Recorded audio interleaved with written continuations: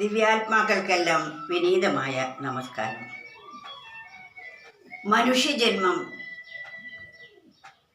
മറ്റ് എത്രയോ ജന്മങ്ങളിൽ വെച്ച് ഏറ്റവും ശ്രേഷ്ഠമായതാണ്.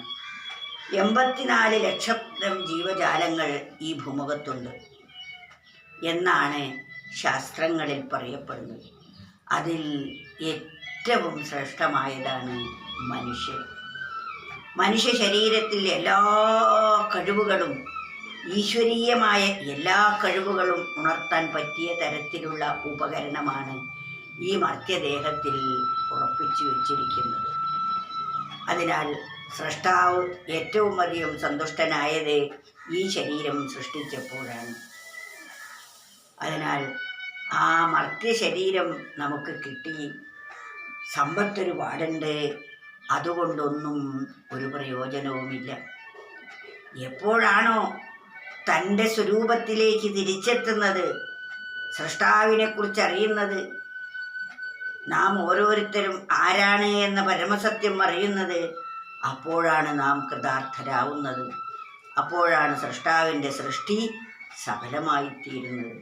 അതിനാൽ ഒരു കവി പറയുന്നു: മർത്യജന്മമെടുക്കിലും ധനപുഷ്ടി കൊണ്ടു കുബേരനോ ഡൊത്ത പുരുഷനാകിലും തവ ഭക്തി വിട്ടവനേവനോ.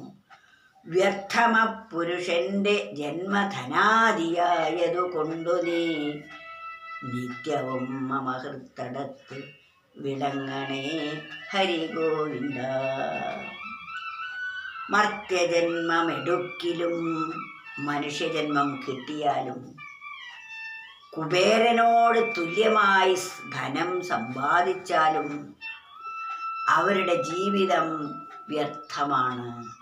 മർത്യജന്മമെടുക്കിലും ധനപുഷ്ടി കൊണ്ടു കുബേരനോ ഡൊത്ത പൗരുഷനാകിലും തവ ഭക്തി വിട്ടവനേവനോ.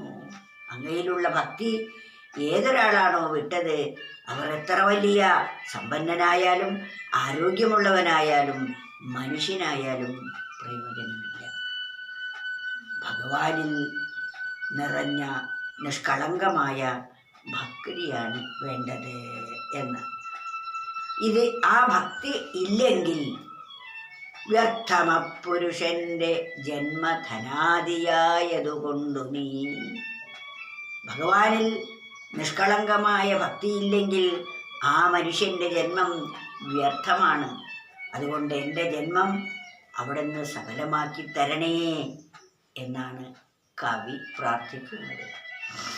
മർത്യജന്മമെടുക്കിലും ധനപുഷ്ടി കൊണ്ടു കുബേരനോ ഡൊത്ത പൗരുഷനാകിലും തവ ഭക്തി വിട്ടവനേവനോ. വ്യർത്ഥമപുരുഷന്റെ ജന്മധനാദിയായതുകൊണ്ടു നീ നിത്യവും മമ ഹൃത്തടത്തിൽ വിളങ്ങണേ ഹരിഗോവിന്ദ. ഭഗവാനോട് കേണപേക്ഷിക്കുകയാണ്: ഭഗവാനെ, എൻ്റെ ശരീരം അവിടുന്ന് വ്യർത്ഥമാക്കി കളയരുതേ. ഈ സമ്പത്ത്, അതുപോലെ ആരോഗ്യം, ഇതൊക്കെ തന്ന് എന്നെ എന്നാണ് കവി ആവശ്യപ്പെടുന്നത്. ഇത് നമ്മുടെ ഓരോരുത്തരുടെയും ആവശ്യമാണ്.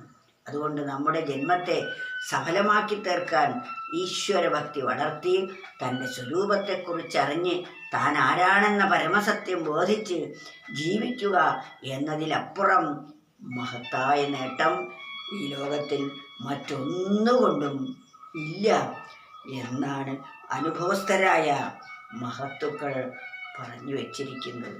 അതുപോലെ നമ്മുടെ ജീവിതവും അർത്ഥവത്താക്കി തീർക്കാൻ പറ്റുന്ന വിധത്തിലായിരിക്കണം ഓരോ സെക്കൻഡും നാം വിനിയോഗിക്കേണ്ടത്. അതിനാൽ ഈ സുഭാഷിത രത്നത്തെ നമ്മൾ വീണ്ടും വീണ്ടും മനനം ചെയ്ത് നമ്മുടെ ജീവിതത്തെ അർത്ഥവത്താക്കി തീർക്കുവാൻ നാം പരിശ്രമിക്കേണ്ടതാണ്.